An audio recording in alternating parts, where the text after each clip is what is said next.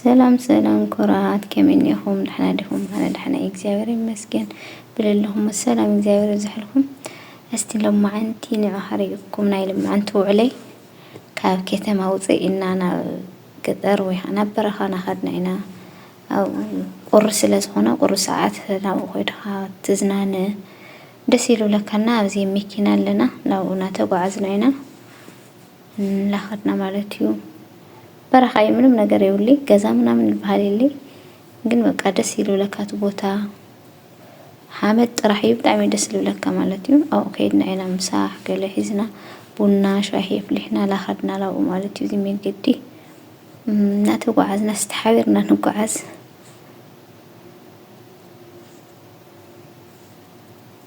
ሲላ ሕፅረ ብለይ ቅርፂ የሚነውሕ እዩ እቲ መንገዲ ግን ሲላ ልተወሰነ የቐሪፀ ማለት እዩ ኩራት ያ መኪና እናተጓዓዝና ኢና ናይ ልምዓንቲ ውዕለይ ማለት እዩ ዘና ፈታ ኢልና ውዒልና ማለት እዩ ብቁሪ ሰዓት ክኾን ከሎ ብጣዕሚ ደስ ዝብለካ ኣብ ደገ ወፂኻ ትዝናነ ናብ በረኻ ነገር ወፂኻ ምሳሕ ቡና ሻሂ ትብል ብጣዕሚ ደስ በሃሊ ማለት እዩ ኣብ ዕረፍቲ ስለዘለዉ ትምህርቲ ገለ በቃ ደስ ይብለካ ማለት እዩ ናብ ሰዓቱ እናወፃኻ ንፋስ ገለ ሙቐት ክኾን ከሎ ናብ ደገ ምውፃእ ብጣዕሚ እዩ ዝድብረካ ኣብዚ ከዓ መኪና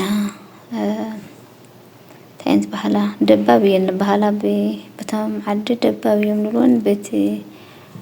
ብትግርኛ ሞተር ሳይክል መስለኒ ሞተር ሳይክል እዩ እዚ ከዓ ብመኪና ጎኦም ብሞተር ሳይክል ናብቲ ሓመድ ብጣዕሚ እዩ በሪኽ ማለት እዩ ሓመድ ቁልል ዝበለ እዩ ካብኡ ብጣዕሚ እዩ በሪኽ ካብኡ ናብኡ ይስቀሉ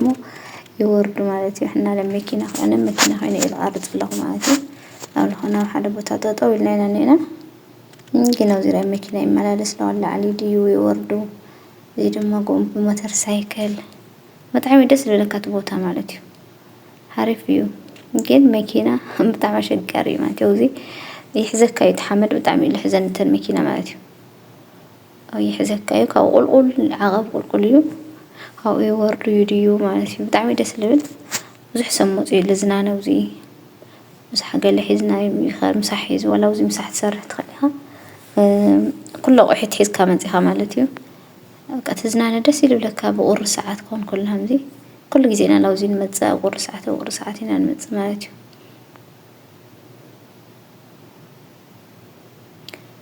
እና ብጣዕሚ ደስ ዝብል እዩ ኣብዚ ርአዩ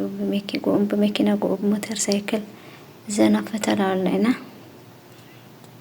ኣነ ሕዚ መኪና እየ እኒአኹ ማለት እዩ መኪና ውሽጢ ኢና እኒአና ብጣዕሚ ቁሪ እዩ ደሞ ለለ ብጣዕሚ እዩ ቁሪ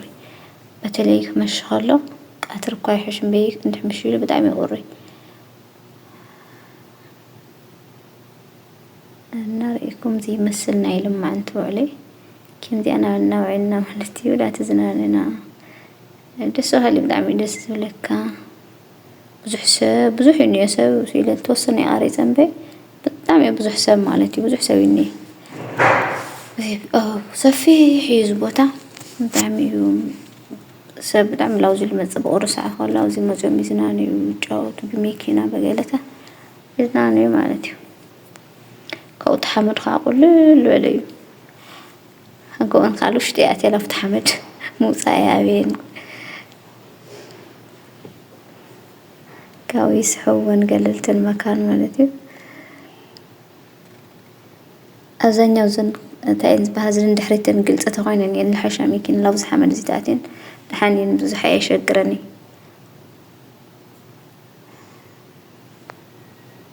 እና ብጣዕሚ ደስ ዝብል ግዜ ኣሕሊፍና ብጣዕሚ ደስ በሃሊ ማለት እዩ ተዝናኒና ተጫዊትና መፂና ቁሪ ግን ከነግረኩም ኣይኽእል ብጣዕሚ እዩ ቁሪ ነይሩ ማለት እዩ ብጣዕሚ እዩ ቁሪ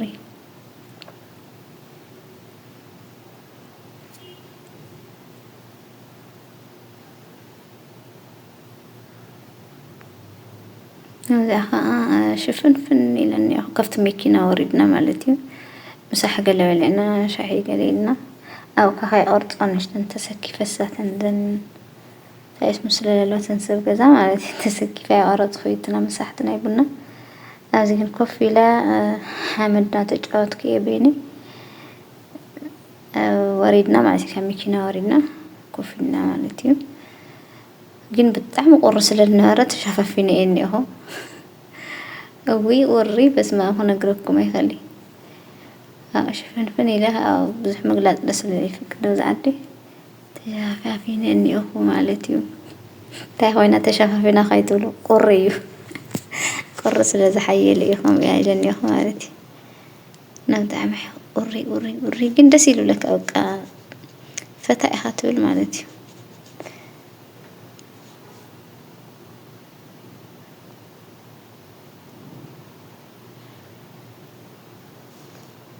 نازي مسني ناي لما أنت وعلو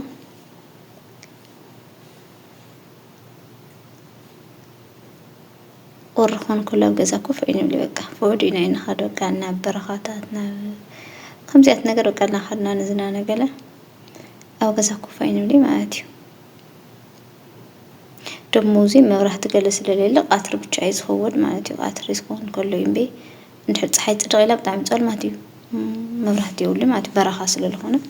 ما راح تقول يقول لي إنها أو أترينا المتصقات لوزي كام الشتاء اللي جزانا بجزينا ناتو ما أتيو أزيك أبيني الصف يفتح حمد كوفي لله بايزو يدس يلو لك حمد مالتي ولا لا خدان حاجة لا إلقي همتي حشوة نجاريو يا عدنا له مسمين تحاويس خاجة لا سراح لو يمثل حشوة نجارين بي حمد أي هوني حشوة يوم عاديو هذه الماكينة أنا لو زي الله بزح سوي له اللي بقى بروحوق ما عاد سويني بزح سوي المنزل لوزي معناتي بقر ساعات كون كله بزح سوي المنزل همزي عرفت كون كله بتلي تمرت ليلة هون كله بطعمي زحمة ما بطعمي بزح سوي لما عندك بزح يكوني بزح سوي اللي يمكن هذه أخاز أنا تجاوتنا أنا نسي معناتي حمد يجاوت الله دسيل ولا تقولع قال حمد مجاوت طعمي الفوتو حمد نجاوتنا معناتي كلتينا أنا أورطكم يلا ريهم نحن زعلنا دسنا زنايلنا فتايلنا مزينا مالتيو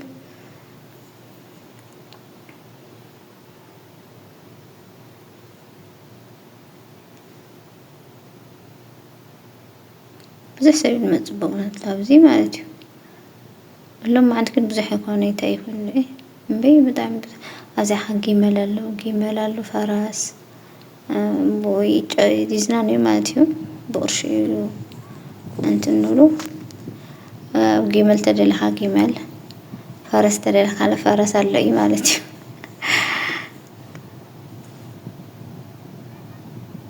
بنفزح أرض فومي أمي كناس لله هاد كنور مالتي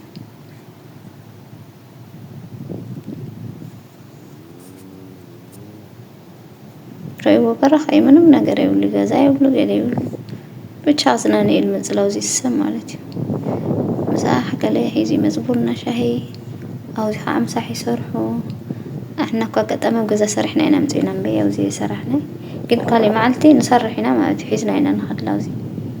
كل ما سرح هنا حيزنا نهرق أو زينا نسرح ما مالتي مسحنا وزي نسرح برنا شهي كلا نبت عم دس والجزي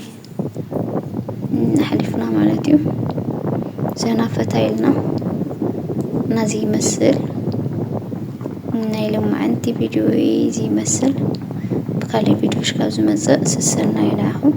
بيتسوزون كل ما لايك كومنت ايترسعو لايك ور لي براتاتوني حدش يسوغنكم زاشينا لما سبسكرايب لايك شير نقولكم